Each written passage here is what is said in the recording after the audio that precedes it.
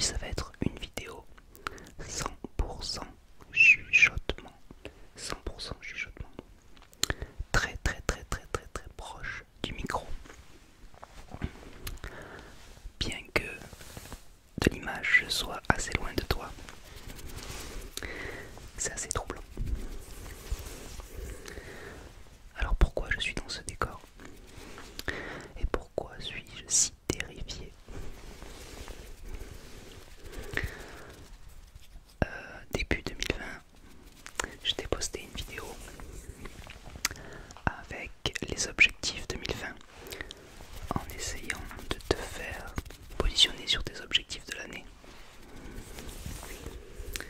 Mais je n'ai pas parlé de quels étaient mes propres objectifs pour cette année 2020. Bien que pour ceux qui écoutent attentivement mes vidéos, je sais qu'il y en a certains parmi vous. J'ai évoqué à plusieurs reprises le fait que je pouvais peut-être, ou en tout cas que j'avais l'envie, de me positionner sur d'autres projets artistiques en dehors de la SMR. Et bien, sur un coup de tête, on peut dire ça, je me lance, voilà.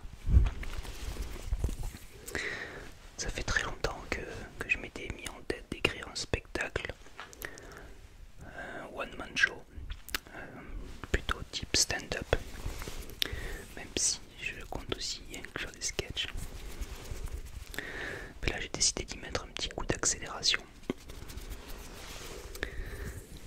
Donc j'ai ouvert une autre chaîne YouTube. Je fais des infidélités à ma chaîne YouTube ASMR. Donc j'ai créé une chaîne qui s'appelle Corbat Officiel, sur laquelle je ne vais pas poster de vidéos ASMR. Mais je vais l'utiliser pour essayer de monter de façon participative, d'écrire un spectacle, un one-man show. Et tu peux m'y aider, tu peux. Et j'espère d'ailleurs compter sur toi pour m'y aider. Alors l'objectif il est très simple. Je poste des vidéos sur cette chaîne, des extraits de spectacles tournés avec le matériel que j'ai à disposition. Alors les humoristes ils testent leur spectacle dans des tournées qui s'appellent en rodage, pendant lesquelles ils le testent face à un vrai public. Donc ils vont dans une salle, ils ont la plupart du temps écrit seulement un quart de leur spectacle et puis ils testent. Voilà, donc évidemment moi je suis pas du tout un humoriste connu et je ne peux pas avoir à disposition de salle, et donc du coup je ne peux pas me produire devant un vrai public en direct du moins. Et donc du coup je me suis dit que je pouvais faire ça avec YouTube.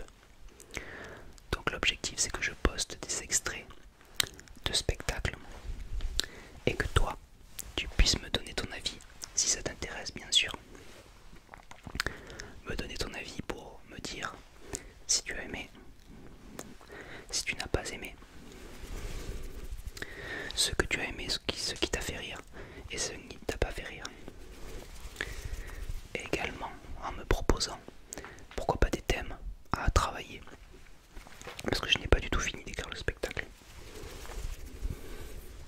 En me proposant des thèmes, en me proposant des punchlines, des bouts d'écriture, enfin en tout cas si tu souhaites participer, moi je suis preneur, absolument preneur. Tant que tu me demandes pas de droit d'auteur. On en est loin des droits d'auteur. En tout cas je le veux participatif, et ça sera en fait ma façon à moi de réaliser le rodage d'un éventuel spectacle.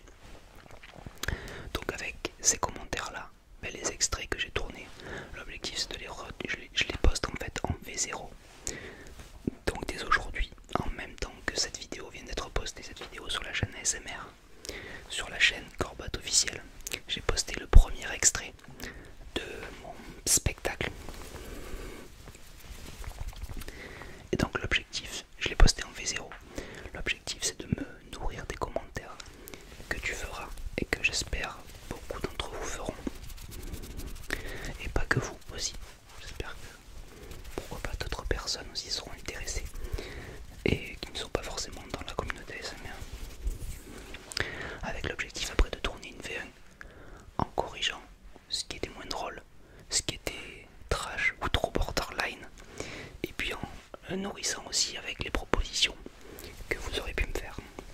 Tourner une V1, une V2, une V3 et pourquoi pas une version finale avec l'espoir évidemment secret, enfin pas très secret en fait, de pouvoir me produire sur scène à un moment donné avec ce spectacle là. Il y a quelques scènes ouvertes qui sont disponibles et peut-être que si jamais j'apporte un morceau de mon spectacle qui aura été validé par une communauté YouTube, quand je dis validé, c'est-à-dire que j'aurai eu des retours comme quoi c'est suffisamment drôle, et ben je pourrais peut-être les présenter pour faire dans un premier temps une scène ouverte. Ce qui me plairait beaucoup de me lancer, même si tout cela me terrifie. Je dois bien te l'avouer, je ne fais pas trop le malin.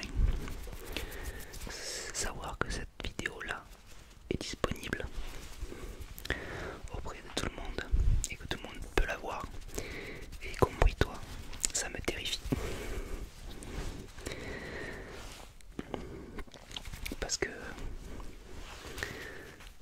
c'est un bout de moi-même que je mets en pâture quelque part. Tu sais, c'est comme quand tu fais un rêve et que tu aimes bien te l'avoir en tête, mais à un moment donné, si tu dois vraiment le confronter à la réalité et qu'on te dit non, ce n'est pas possible, et qu'on te le dit clairement en face, ça doit faire souffrir. Et donc du coup, je suis un petit peu dans ce cas-là maintenant. La ASMR c'est bien différent, puisque déjà la communauté ASMR, nous tous, nous sommes très bienveillants les uns envers les autres. Il y a très peu de propigaleuses, de haters ou quoi que ce soit. Même si la communauté ASMR est beaucoup moquée, elle est plutôt moquée à l'extérieur de la communauté. Donc c'est un petit cocon. Et beaucoup de gens se moquent de moi parce que je fais de l'ASMR, mais c'est pas grave, c'est quelque chose qui est assez suffisamment décalé pour... voilà, ça ne m'atteint pas. Pas plus que ça. Mais comme ça fait pas mal d'années que je me dis à un moment donné, j'ai envie de me lancer dans l'écriture d'un spectacle. J'ai envie de le jouer sur scène. Et là, de le lancer, même si c'est vraiment quelque chose sur un coup de tête. Donc tu vas t'en apercevoir assez vite, c'est pas très finement écrit, j'ai pas eu beaucoup de temps. C'est pas super bien monté, mais à un moment donné, à force de se mettre trop de barrières, mais du coup les projets ne sortent pas. Et comme là on est dans une logique de enrodage, je me suis dit, bah, c'est pas grave, allez, allons-y. On se met en danger pour 2020. Et il n'y a rien de grave. Si tu n'aimes pas, si tout le monde n'aime pas, c'est pas très grave non plus, hein, il n'y aura pas mort d'homme.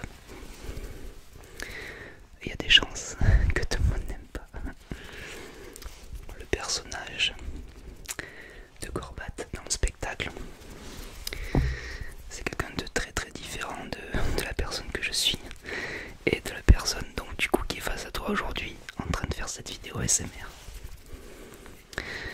Le titre du spectacle, évidemment il n'est pas définitif, mais c'est Gorbat a perdu ses cachets. Donc c'est une espèce de fou furieux qui est révolté contre tout et tout le monde. Donc le spectacle, l'extrait que j'ai posté notamment, dedans il comporte beaucoup, déjà c'est un personnage qui est très grossier et très borderline sur beaucoup de sujets. Voilà. Donc du coup ça risque de ne pas plaire à tout le monde. Mais moi je considère qu'à travers le prisme de l'humour, eh ben, on peut exorciser parfois certains sujets et que de jouer des personnages qui sont foncièrement pas forcément différents de nous, mais en tout cas qui extrapolent nos mauvais côtés, et ben c'est quelque part déjà une façon de reconnaître quels sont nos mauvais côtés et donc du coup de pouvoir les travailler, et aussi une façon de les exorciser.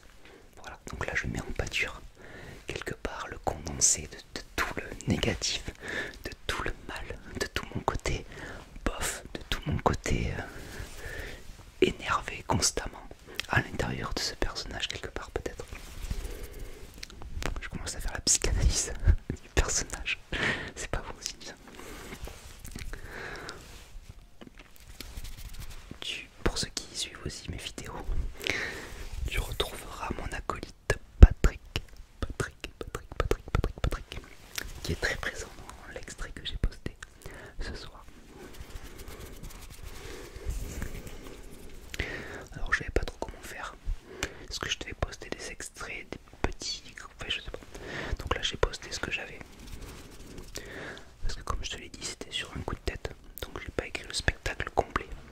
Voilà, j'avais besoin à un moment donné. Comme je disais dans la vidéo pour 2020, j'ai eu une période où j'étais pas très bien. Mais là ça m'a servi un petit peu de une sorte de mini thérapie. Voilà, je me suis mis devant une caméra et j'ai joué et j'ai enregistré. Donc j'avais déjà écrit quelques lignes mais pas suffisamment. Voilà. Et je me suis aperçu que ça demande énormément de travail. Je m'étais déjà rendu compte, et toi tu dois aussi t'en rendre compte déjà, que l'humour c'est quelque chose de particulier. Moi j'aime bien écrire. J'aime bien écrire notamment ce qu'on appelle des punchlines, voilà, des phrases qui claquent, qui ont du sens, qui sont pas forcément d'ailleurs des punchlines au sens du rap, pas forcément, voilà, mais en tout cas quelque chose qui éclate d'esprit, qui éclate d'humour, voilà, tac. Mais ça c'est relativement facile.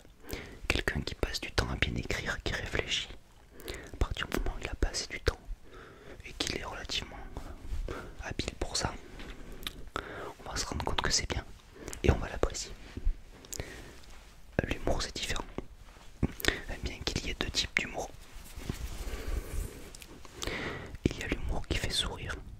Et dans ce cas de figure là, c'est assez similaire au processus d'écriture où il suffit d'être bon pour arriver à susciter le sourire. Parce que à travers le sourire, il y a une reconnaissance quelque part du travail, du jeu de mots, de la... voilà. Et après, il y a le rire. Et le rire, c'est très différent. Pour moi, on bascule. On n'est plus dans la physique, dans la mathématique. On bascule dans la chimie, dans l'alchimie. Il y a quelque chose qui se passe en plus. C'est pour ça que quand on regarde un humoriste quelque part, qu'on se met à rire, il n'y a pas que le texte. Il y a quelque chose de assez difficile à expliquer parfois. Entre la voix, le geste, évidemment quand même le texte, mais c'est tout un ensemble qui fait que c'est très compliqué à schématiser, à reproduire. C'est pour ça que les humoristes font des rodages, parce que même un humoriste qui a 20, 30, 40 ans de carrière pour certains, il connaît certaines mécaniques, mais elles ne sont pas fiables à 100%. Donc la plupart passent par des rodages. Franck Dubosc, je sais pas moi, Jamel Debbouze, ce sont des humoristes aguerris, mais ils font du rodage. Parfois en ayant écrit seulement 25 ou 30% de leur spectacle. Et ils testent. Ah, mais ça c'est pas drôle. Je barre. Ah, ça a plutôt crispé que ça n'a fait rire. Parfois la limite est très très fine et elle est différente évidemment pour certaines personnes. Il y a certains sujets qui peuvent être malaisants pour certains et drôles pour d'autres. Il faut faire attention à ça évidemment. Et le fait d'avoir un public en face, évidemment plus il est représentatif de la France dans toute sa complexité, mieux c'est. Et eux ce sont des grands humoristes, donc ça c'est facile pour eux. Ils arrivent à jauger. Voilà. C'est presque à l'applaudimètre ou au riromètre qu'ils le font. Mais c'est un petit peu ce que j'ai envie de faire avec vous sur YouTube. Donc il faut surtout pas hésiter à me dire si c'est bien, bien sûr. Et à me dire aussi ce qui est pas bien. Parce que c'est aussi important. De ce qui ne fait pas rire, c'est aussi important. De ce qui crispe, de ce qui choque aussi. Même si parfois on peut être choqué et on peut rire en même temps.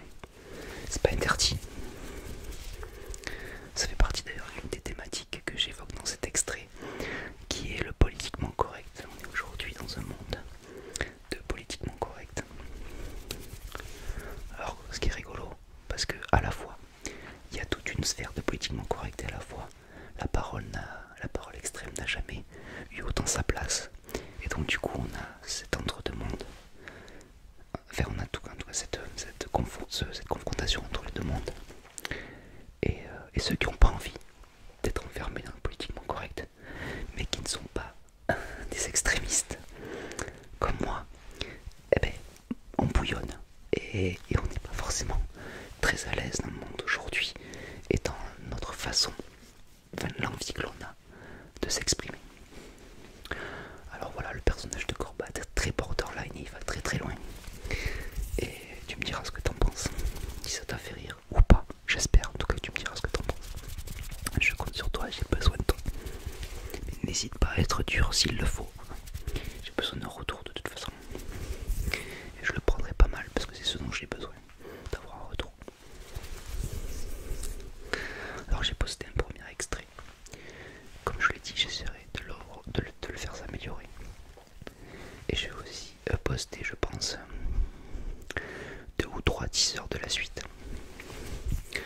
Alors je les appelle teasers parce que c'est des moments que j'ai filmés, des extraits de spectacles ou des morceaux de stand-up ou de sketch que j'ai encore moins écrit que le premier extrait, mais que j'ai voulu tourner comme ça un petit peu à l'improviste. En improvisation, pardon, n'importe quoi, l'improviste. Je suis passé par là et je l'ai tourné. Donc non, en improvisation. Du coup je me suis mis dans la caméra avec 2-3 lignes et j'ai lâché. Mais c'est des idées que j'avais déjà. Voilà ma façon à moi d'écrire un spectacle. Moi, je sais pas comment on fait, j'en ai jamais fait donc je prends des notes. Ceux qui me suivent savent que j'utilise beaucoup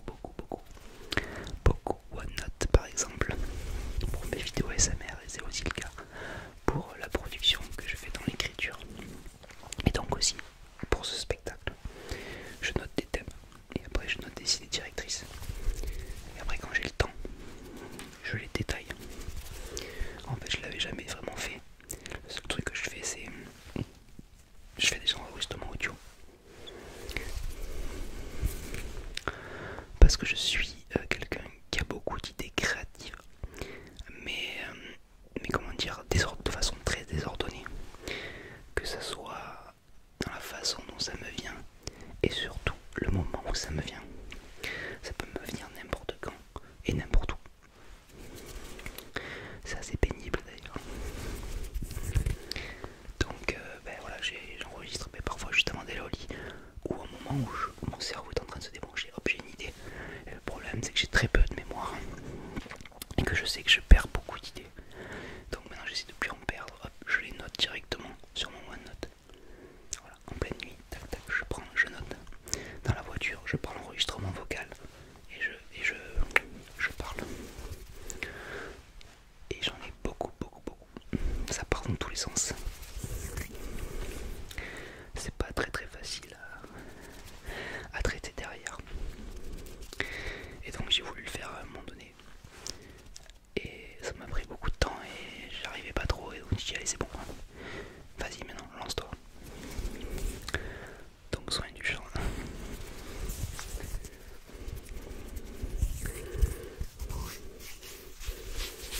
J'ai créé aussi un compte Instagram différent, un Corbat officiel.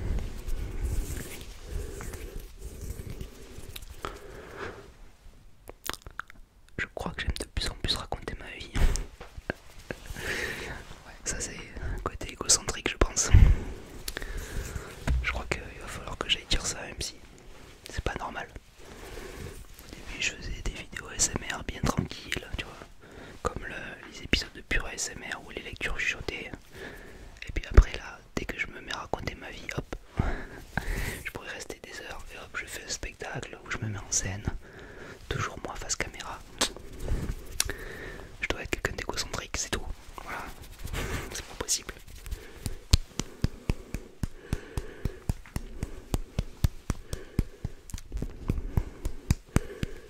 Et ouais. Mais bon, ça n'empêche que je suis quand même terrifié. Parce que voilà, on verra bien. Et puis je prenais déjà des risques avec les vidéos ASMR, que les gens se moquent de moi. Bon, j'ai l'habitude de ça, c'est pas très grave. Dans le milieu professionnel, ça peut poser des problèmes. Là, c'est encore pire. Imaginez. Dire oui, des saloperies, on peut dire ça comme ça. Dire des saloperies face à la caméra comme ça, c'est bien. Bon, ben, c'est pas grave. J'assumerai. Ben, j'espère que j'assumerai. Par contre, les vidéos, elles seront interdites au moins de 18 ans. Voilà. Donc, je sais que j'ai aussi un public qui a pas encore 18 ans. Mais bon, sur YouTube, les limites d'âge, je maîtrise pas trop, mais ouais, il y a un seuil à faire. Bon, ben, il faudra attendre d'être majeur, les enfants. Non, c'est vraiment trop grossier, c'est horrible.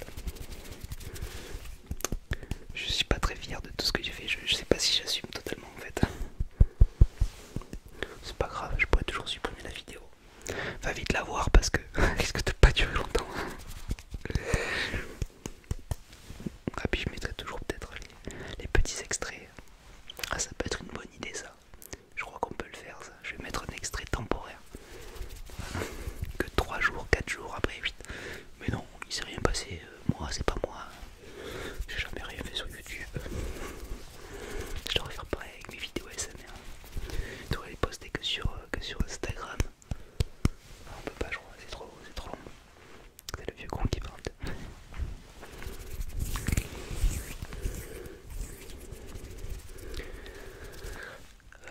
Je sais pas ce que je voulais dire de plus encore sur ce sujet.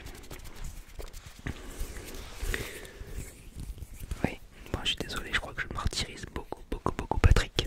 Je sais que tu l'aimes bien Patrick, mais je le martyrise beaucoup. Et à mon avis c'est pas fini.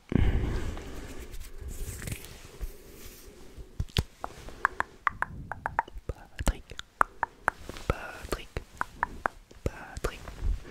En tout cas, qu'est-ce que tu penses de ma scène?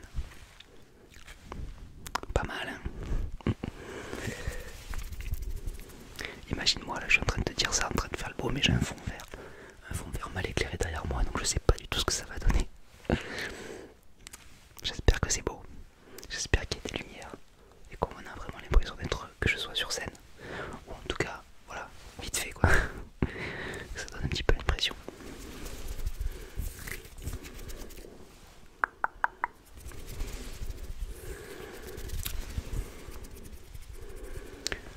Donc une dernière fois, je compte sur toi.